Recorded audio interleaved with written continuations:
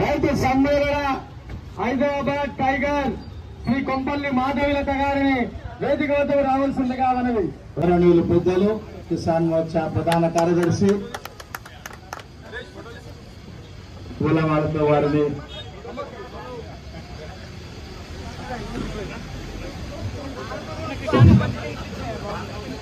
భారత్ మాతా key Bharat మాతా key.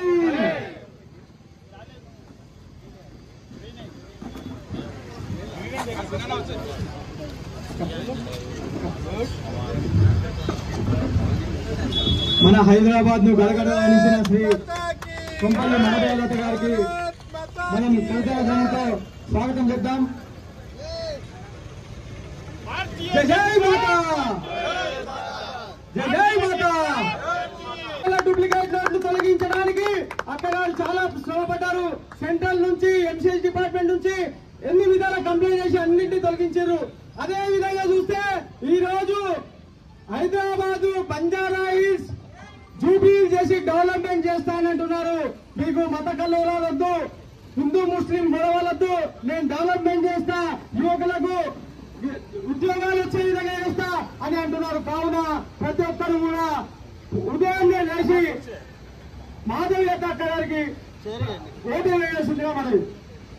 జై జవాన్, జై జవాన్, జై కిసాన్. దేశానికి స్వాతంత్రం వచ్చిన అవసరం ఏముంది? ఎందుకు ఉండాలి? 21వ శతాబ్దం వచ్చినప్పుడు మాల్స్ అందంగా ఉండే కదా, సినిమా థియేటర్లు అందంగా తయారైపోయినాయి కదా, రైతు బజార్లు ఫ్లవర్ మార్కెట్లు ఎందుకు అందంగా అయితే లేవు? ఎందుకు అక్కడ మంచి రోడ్లు రాకూడదు? ఎందుకు షాపులంతా నీట్ గా ఒక పద్ధతిగా ఉండకూడదు? రైతులకి మరి బాత్రూమ్ వస్తే ఏడవాలి, రైతు కూర్చున్నాడు అక్కడ ఫ్లవర్ మార్కెట్ లో. ఇది మనకి కడుపు నొప్పి వచ్చే, తలనొప్పి వచ్చే, చెప్పొస్తుందా బాధ? మరి రైతు బజార్లో ఫ్లవర్ మార్కెట్ లో ఒక దవాఖాన ఉండాలా వద్దా? మనకి లేదు. కనీసం ఒక ఎమర్జెన్సీకి ఒక రూమ్ కూడా ఉండాలి. సడన్ గా అపెండిసైటిస్ నొప్పి వస్తుంది, ఏడవతాడు. సడన్ గా కార్డియాక్ ఏం చెప్పొస్తుందా గుండె నొప్పి? ఒక్కళ్ళు ఉండరు, ఇద్దరు ఉండరు. మరి వీళ్ళేమైనా ఊరుకుంటున్నారా? వీళ్ళు మరి 1% తీసుకుంటున్నారు కదా వీళ్ళ దగ్గర నుంచి. అందులో సగం తీసుకొచ్చి మళ్ళీ మీకే ఖర్చు పెట్టాలి కదా. తాగడానికి మంచి నీళ్లు లేవు,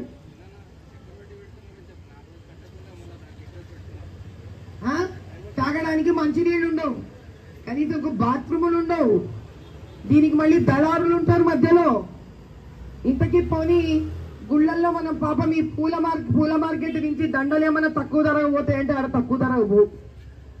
ఇళ్లలో పెళ్లిళ్ళు చేసుకున్నారంటే ఆడ చచ్చిపోయిండే పూలు కొనాలంటే వాడికి దడ దడ దడ దడ గుండెలు ఇట్లా వణుకుతుంటాయి. ఆ పూలు పండించినోడికి కడుపు నింటలేదు. అది తీసుకొచ్చి ఇక్కడ పాపం షాపుల దగ్గర కొనేటోడికి దళారీలు రేట్ పెంచేస్తారు.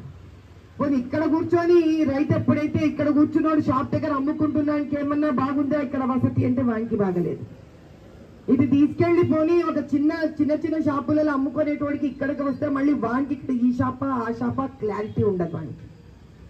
ఈ టైంకి మొదలవుతుంది. ట్రక్కులు ఇట్లా వస్తాయి, ట్రక్కులు అంతా ఇట్లా పెట్టుకుంటారు. ఒక దిక్కు ఒక డిసిప్లిన్ లేదు.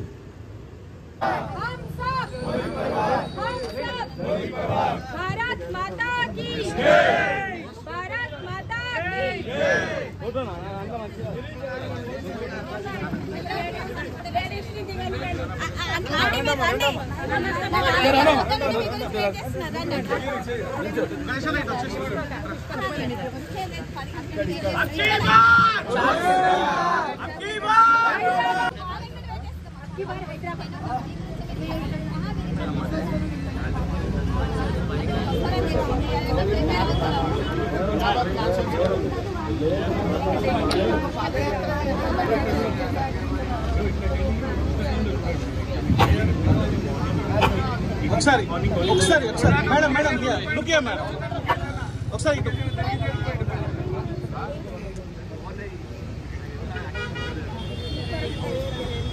జై శ్రీరామ్, జై శ్రీరామ్, జై శ్రీరామ్, జై శ్రీరామ్. మాధవీలత గారి నాయకత్వం ఐకమత్యమే మహాబలం. జై శ్రీరామ్, జై శ్రీరామ్.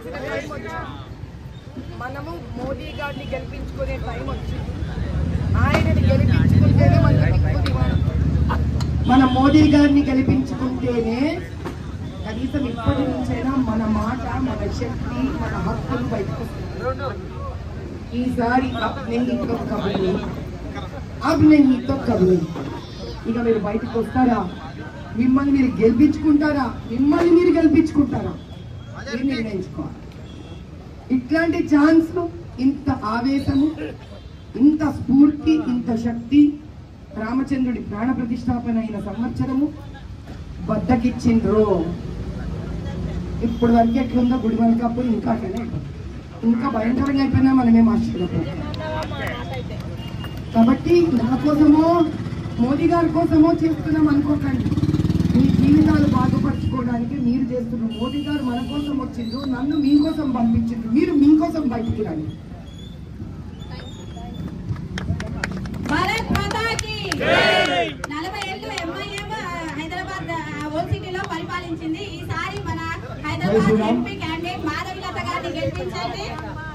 జై శ్రీరామ్. అబ్కి బార్ అబ్కి బార్ అబ్కి బార్ వీరేందర్ మోదీ సర్కార్ వీరేందర్ నిర్దాత జై నిర్దాత జై. కనీసం దేశానికి స్వాతంత్రం వచ్చినప్పుడు జవాన్ అంటే సైనికుడు, కిసాన్ అంటే రైతు, వీళ్ళిద్దరూ మన దేశానికి వెన్నుపూస. ఎందుకంటే భారతదేశం మాత్రమే ప్రప్రథమ దేశము ఎక్కడైతే రైతు మీద ఆధారపడ్డ ఉన్న దేశం ఇది. తర్వాత ఇండస్ట్రీస్ వచ్చినాయి, మ్యానుఫ్యాక్చరింగ్లు వచ్చినాయి, ఐటీ వచ్చినాయి. ఎన్ని వచ్చినా కూడా మనం చివరికి ఎంత సంపాదించుకున్నా తినాల్సింది కడుపుకి అన్నమే. బంగారం వెండి తినలేం మనం. భారతదేశంలో ప్రతి ఇంట్లో ఒక రైతు ఉంటాడు, ప్రతి స్త్రీలో ఒక రైతు ఉంటుంది. ఇప్పటికీ మాకు ఇన్ని ధనియాల గింజలు వేసి అది కొత్తిమీర ఇస్తే చాలా ఖుషి అవుతాం మేము. కాబట్టి రైతు అనే ఒక ఆవేశం అనేది, ఆనందం అనేది రక్తంలోనే ఉంది మనకి. ఇక్కడ పూల మొక్కలు వేస్తాం, రైతు కాదా? ధనియాల గింజలు వేస్తాం, రైతు కాదా? చిన్న పచ్చిమిరపకాయలు ఇత్తులు వేస్తాం, రైతులు కాదా? ఇంట్లో టమాటాలు పండించుకుంటాం, రైతులు కాదా? ఇప్పుడు టెర్రస్ మీద గార్డెనింగ్లు వచ్చినాయి, రైతులు కాదా? రైతు ఏడ లేడు, ప్రతి కుటుంబంలో రైతు ఉన్నాడు. మనిషి స్వావలంబన్ భారత్ కింద ప్రధానమంత్రి మోదీ గారు ప్రతి ఇంట్లో ఇట్లాంటి ఒక రైతు తయారవ్వాలి అని, అతని ఇళ్లల్లో కూడా చిన్నవి పండించాలి. ఒక బీద కుటుంబంలో కూడా ఆకుకూరలు కూడా వాళ్ళు కనీసం పండించుకోవాలి అని ఒక దృక్పథం తెచ్చినప్పుడు అసలు రైతుని గుర్తించకుంటే ఏంది ప్రయోజనము? ఒక రైతు బజార్ కానీ, ఒక ఫ్లవర్ మార్కెట్ కానీ, మన గుడిమల్కాపూర్లో ఉన్న పూల మార్కెట్ హోల్సేల్ మొత్తం ఇక్కడ మొత్తం సిటీలోనే అదే హోల్సేల్ మార్కెట్. ఇంతకుముందు మొజంజాహి మార్కెట్లో ఉండే నా చిన్నప్పుడు, ఇప్పుడు అది కూడా షిఫ్ట్ అయ్యి ఈడకే వచ్చిందని వినేసిన నేను. చాలా ముఖ్యమైన విషయం ఏంటంటే, ఏదైనా రైతు మార్కెట్, ఫ్లవర్ మార్కెట్,